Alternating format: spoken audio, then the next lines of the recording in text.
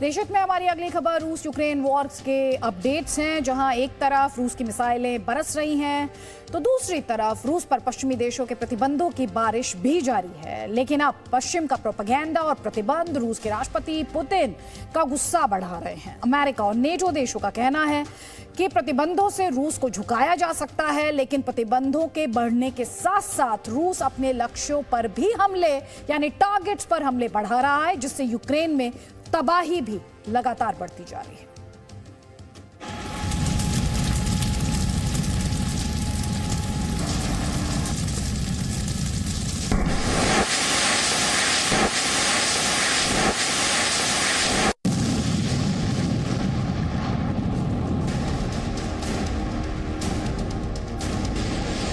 एक तरफ यूक्रेन पर रूस की मिसाइलें कहर बनकर टूट रही हैं,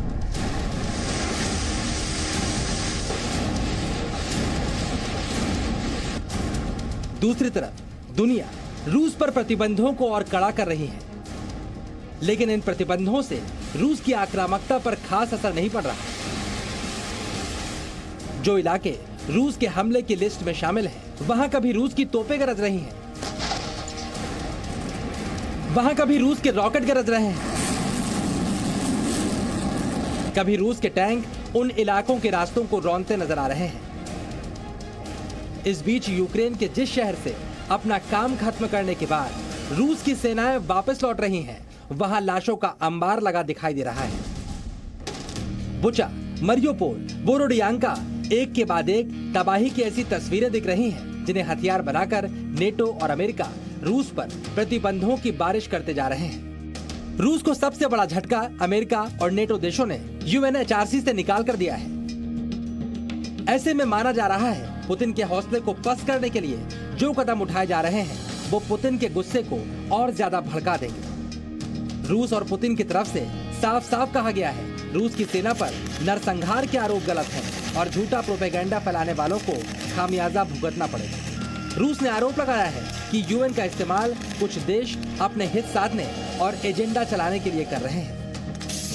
Приняла решение о досрочном прекращении 7 апреля 2022 года своих полномочий члена Совета ООН по правам человека. साफ है, यूएन में रूस के इस बयान का इशारा अमेरिका और नेटो देशों की तरफ था, जो लगातार रूस पर दबाव बढ़ा रहे हैं। फिलहाल रूस के गैस और तेल पर पूरी तरह प्रतिबंध लगाने वाले अमेरिका ने पुतिन की बेटियों तक को प्रतिबंध के दायरे में ले लिया है और अमेरिका आगे रुकने को भी तैयार नहीं है। अमेरिका के विदेश मंत्री एंटनी ब्लिंकन ने साफ साफ कह दिया है कि रूस पर प्रतिबंध और कड़े किए जाएंगे। Together, we are sustaining and building on our support for Ukraine. Security, humanitarian, economic. Together, we're sustaining and building on pressure on the Kremlin and its enablers, including with unprecedented sanctions. Together, we're bolstering the defense of NATO itself, including by hardening our eastern flank. America और NATO की ये सारी कोशिशें ही Putin की नाराजगी को बढ़ा रही हैं और ग्राउंड पर रूस की फौजों का एक्शन इसकी गवाही भी दे रहा है। ये मरियोपोल की तस्वीरें हैं, जहां पर रूस की सेनाओं ने एक बिल्डिंग पर जोरदार धमाका किया। यूक्रेन के लिए सबसे ज्यादा मुसीबत रूस की मिसाइलें और रॉकेट खड़ा कर रहे हैं, जो कभी जमीन से कभी समंदर से अपने दुश्मनों को निशाना बना रहे हैं।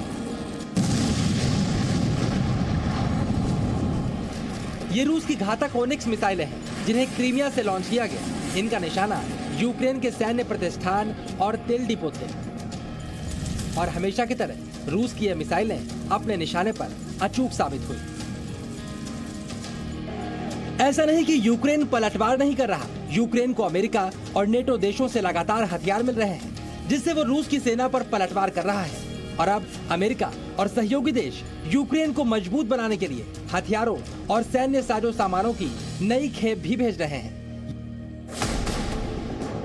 यह ऑस्ट्रेलिया के आधुनिक बख्तरबंद वाहन बुशमास्टर है, जो युद्ध क्षेत्र में यूक्रेन के लिए काफी उपयोगी साबित होने वाले हैं। ऑस्ट्रेलिया एक तो नहीं, पूरे 20 बुशमास्टर बख्तरबंद वाहन यूक्रेन को दे रहा है।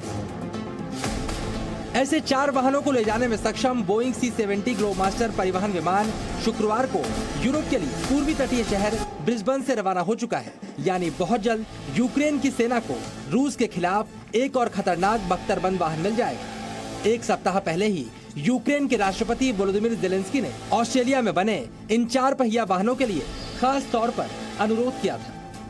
We're going to gift 20 Bushmasters to the Ukraine, and the idea will be to provide that support to keep people safe and to repel the Russians as quickly as possible from the Ukrainian territory. Ukraine ने रूस पर आरोप लगाए हैं कि उसकी सेना जहां-जहां से लौट रही है वहां पर लैंडमाइन बिछा रही है, जिससे यूक्रेन के सैनिकों के साथ साथ नागरिक भी निशाना बन रहे हैं। ऑस्ट्रेलिया के बुशमास्टर ऐसे लैंडमाइन धमाकों को झेलने में सक्षम है, यानी ऐसे किसी भी इलाके में ये रूस के खिलाफ यूक्रेन के सैनिकों को पूरी सुरक्षा देंगे। इन 20 बुशमास्टर्स की कीमत $3.7 करोड़ है। इसके अलावा ऑस्ट्रेलिया ने यूक्रेन को लगभग $9 करोड़ की सैन्य और मानवीय सहायता देने का वादा भी किया है। मानवीय सहायता पर तो रूस खामोश है, लेकिन यूक्रेन को मिल रही सैन्य साजो सामान की मदद से रूस की नाराजगी बढ़ती जा रही है। रूस ऐलान कर चुका है कि उसकी सेना यूक्रेन को विदेशों से मिल रही सैन्य मदद को भी निशाना बनाएगी। फिलहाल रूस के धमाके जारी हैं। रूस की निगाहें मरियोपोल और डोनबास पर टिकी हैं और इन इलाकों में कितनी तबाही मचने वाली है, इनकी तस्वीरें सामने आने का भी इंतजार है। Bureau report, Zee. Presenting B News app, available on Google Play and App Store. Download it now.